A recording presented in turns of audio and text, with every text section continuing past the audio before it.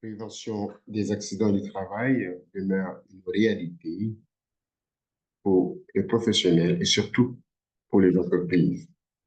Car en prévenant les accidents du travail, les entreprises se sont généralement grandies. Ce sont des entreprises qui voient leur croissance accélérer du fait du bon climat de travail qui règne au sein des établissements. Plusieurs autres avantages existent, mais aujourd'hui, il est question d'aborder 5 menaces à la prévention des accidents du travail. Qu'est-ce qui fait que la prévention des accidents du travail ne puisse pas fonctionner dans une entreprise indépendamment de sa taille? Première raison observée, première menace, c'est l'absence de leadership. Oui, je répète, c'est l'absence de leadership. Il est bien entendu que les lois ou les codes du travail des différents pays disent clairement que l'employeur doit prendre toutes les mesures nécessaires pour assurer la santé et la sécurité, que ce soit bien sur le plan physique ou psychique des employés, des travailleurs d'une manière générale. La question est, le dirigeant est-il au courant de cela? C'est clair, nul n'est censé ignorer la loi. Mais à qui revient le devoir ou l'obligation de former l'employeur pour qu'il puisse comprendre qu'il a cette obligation? Et aussi bien curieux que cela puisse paraître, presque les lois, les dispositions juridiques consacrées à la santé et la sécurité au travail développent beaucoup des alinéas sur les obligations, mais l'aspect droit de l'employeur reste minime. Parfois, c'est juste un article, parfois, c'est juste une disposition, un alinéa. Alors, pourquoi je m'intéresse aujourd'hui à ces volets de manque de leadership? Parce que un leader éclairé en santé et sécurité au travail, ou comme dirait mon collègue Michel Pérus, un leader sensible et authentique, pardon, excusez-moi, qui démontre son engagement de cette façon, va amener les employés à suivre la ligne directrice qui est donnée. Mais lorsque vous, en tant que dirigeant, vous n'êtes pas éclairé sur ce que vous devez faire en matière de prévention des accidents de travail, il va de soi que vous allez subir les conséquences. Quand je parle de l'employeur, il n'est pas dit forcément que ce soit le président de l'entreprise, au moins il doit être au courant. Et s'il est au courant, il doit s'entourer maintenant, comme j'ai l'habitude de le dire, de s'entourer d'une équipe d'experts. Malheureusement, bien souvent, c'est juste une personne, un conseiller en santé et sécurité au travail, un gestionnaire en santé et sécurité au travail. Or, la grandeur des entreprises, les défis dans les entreprises sont importants en matière de prévention selon les secteurs d'activité, bien sûr. Mais c'est normal que l'employeur puisse savoir que c'est à lui de démontrer son leadership en matière de santé et sécurité au travail. Cela a plusieurs avantages, dont l'implication des employés dans la prévention des accidents du travail. Ce qui m'amène au deuxième point, à la deuxième menace, qui est la faible implication des employés aux activités santé et sécurité au travail. Qu'est-ce que j'entends par faible implication? Lorsqu'on dit que les employés doivent participer, ça se limite souvent au comité. Mais la masse des employés, la grande partie, la majeure partie, que fait-elle? Comment on fait pour les amener à agir en matière de santé et sécurité au travail? Il est bien entendu qu'il s'agit de leur propre santé et sécurité au travail.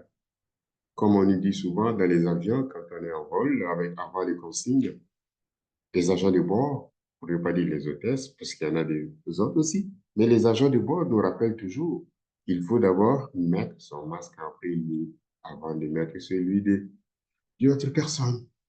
Ce qui signifie qu'il s'agit bien là que chaque employé puisse connaître les risques liés à son travail et de cette façon, il pourra sensibiliser ses collègues, il pourra aviser les collègues des risques existants ou d'une menace quelconque ou des dangers.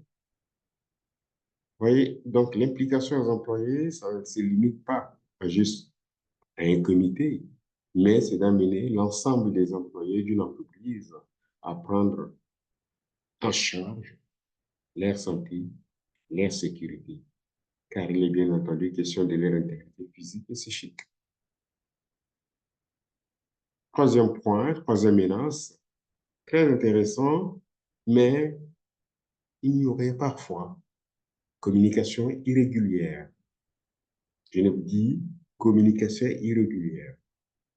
Parce que bien souvent, bien entendu, les employés reçoivent des directives. C'est une information. Les employés reçoivent des ordres. C'est une information.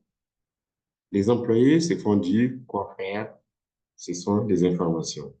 Lorsqu'il y a des questions de communication, que ceux qui donnent les ordres puissent s'arrêter également et demander à leurs employés si je vous laissais la latitude et corriger les situations que j'observe, qu'allez-vous faire?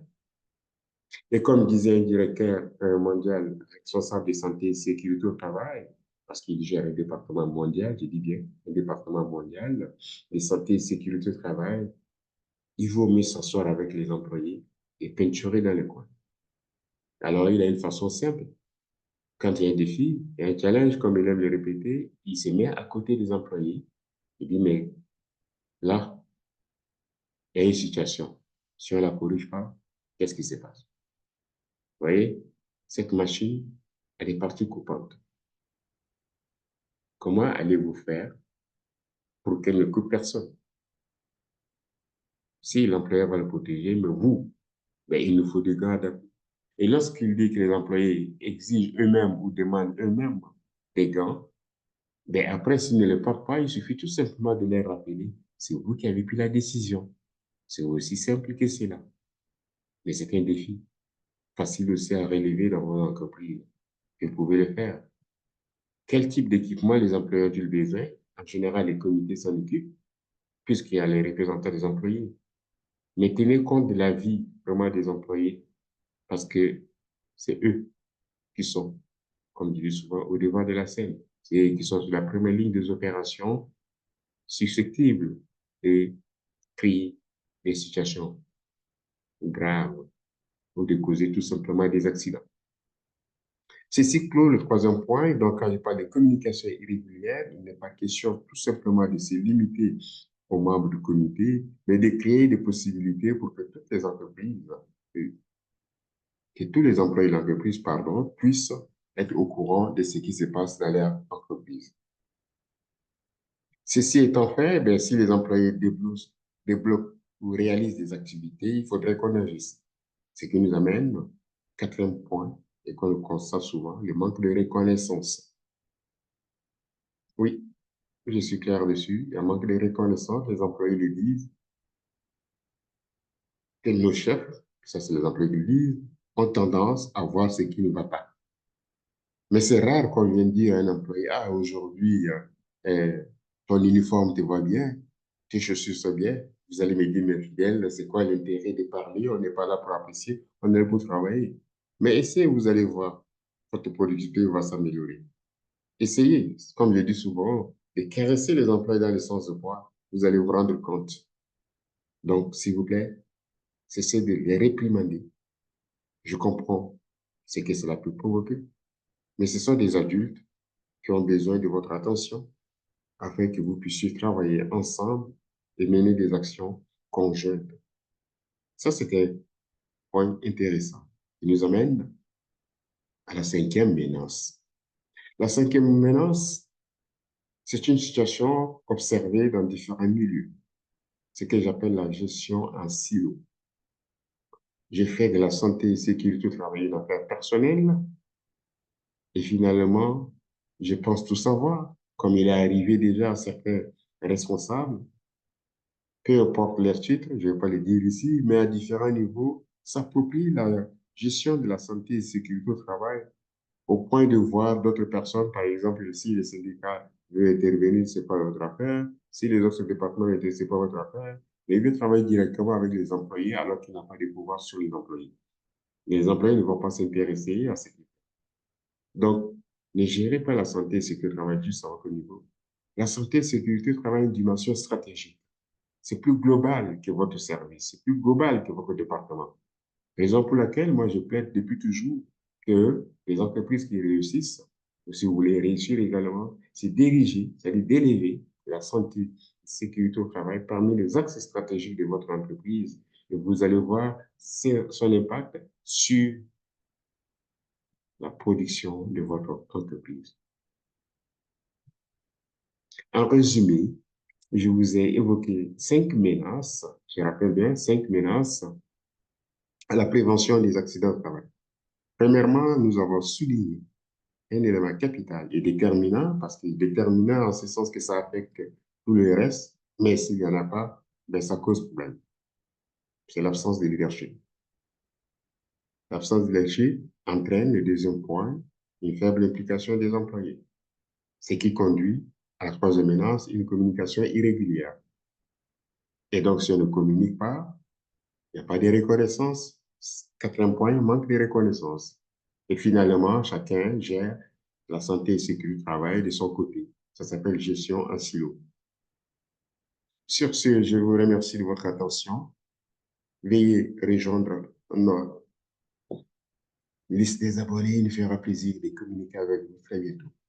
Merci de votre attention.